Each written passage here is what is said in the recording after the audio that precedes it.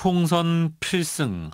지난 25일 정종섭 행자부 장관이 새누리당 국회의원 연찬회 자리에서 참석해서 발언한 건배사였습니다. 내년 총선을 앞두고 공무원의 정치적 중립 의무를 위반한 것이 아니냐라는 논란과 비판이 불거지고 있는데요. 이런 발언 공무원단체에서는 어떻게 보고 있을까요? 전국 공무원 노조의 정용천 대변인을 연결해서 이 논란 짚어봅니다. 대변인님 안녕하세요. 안녕하세요. 자, 대변인님도 이 발언 들으셨죠? 예, 들었습니다. 예, 어떤 점에서 문제였다고 보십니까? 예, 행정자치부 장관은 내년에 있을 총선 관리를 총괄하는 수장으로서 예. 누구보다도 정치적 중립이 요구되는 자리입니다. 그럼에도 불구하고 정종섭 장관이 새누리당 의원 연찬회에서 총선 필승이라는 건배사를 했다는 것은 네. 공무원은 선거에 대한 부당한 영향의 행사, 기타 선거 결과에 영향을 미치는 행위를 하여서는 아니 된다는 공직선거법 제9조의 선거 중립의 의무를 명백히 위반한 행위입니다. 예, 이제 총선을 관리하는 수장이다, 주무장관이다 이렇게 말씀하셨는데, 자, 국체적으로 어떤 역할을 하게 되는 거죠? 예, 정부조직법 제34조 1항을 보면요, 행정자치부 장관은 선거, 국민투표의 지원에 관한 사무를 총괄하게 돼 있습니다. 네. 그리고 또한 선거법 위반을 수사하는 경찰청을 예청으로 두고 있고요. 예, 이 밖에도 행정자치부는 공무원의 선거법 위반 사례를 고발할 수 있는 공직비리 신고센터를 직접 운영하고 있습니다. 예.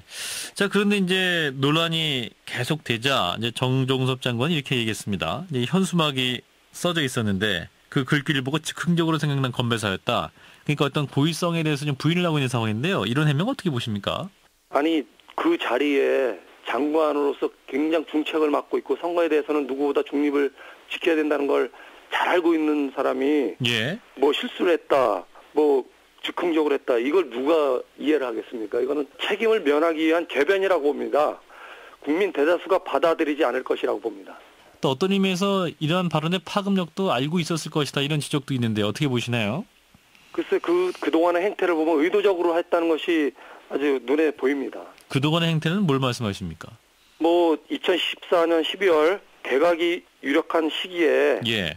박근혜 대통령이 뭐 빨리빨리 바꾸라 이런 얘기를 했다고 합니다. 근데 장관이 나서서 네. 다른 장관들이 타성과 습관 때문에 움직이지 않아서 뭐 일이 제대로 되지 않는다 등 대통령 눈에 들기 위한 발언을 수시로 해온 걸로 저희들 알고 있습니다. 예, 그러니까 그동안 정동석 장관의 경우는 정권의 입맛에 맞는 발언이나 행보를 계속해왔기 때문에 이제 이 총선 필승 발언도 그런 연장선상에서 이해해야 한다. 뭐 이런 말씀이신 것 같은데. 그렇게 저희는 보고 있습니다. 예. 하지만 이제 새누리당 김무성 대표의 경우는 이제 총선 필승이라고 말은 했습니다만 주체를 새누리당으로 말하지 않았다. 이렇게 발언을 하고 있어요. 아, 이거 역시 뭐 궤변이라고 보는데요. 초등학생만 되어도 이해할 수 있는 내용이거든요. 예. 한마디로 국민을 바보로 하는 모양인데 어이가 없습니다.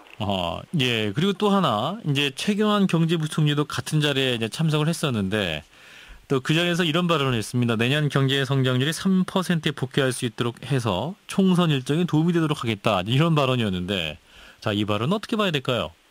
예, 예산을 총괄하는 기획재정부 장관이기도 하거든요. 예. 경제부총리가 선거에 도움을 주겠다고 발언한 것도요. 저희는 중대한 선거 중립 의무 위반으로 판단하고 있습니다. 예. 자, 그래서 이제 어떤 정종석 장관이라든지 이제 최경환 경제부총리의 발언이 굉장히 논란이 되고 있는데 한편 이제 이 전국 공무원 노조 측에서도 이 정치적 중립의 의무, 그러니까 공무원들이 꼭 지켜야 할 의무 중에 하나로 거론되고 있습니다만 관련해서 홍역을 겪은 바가 있죠?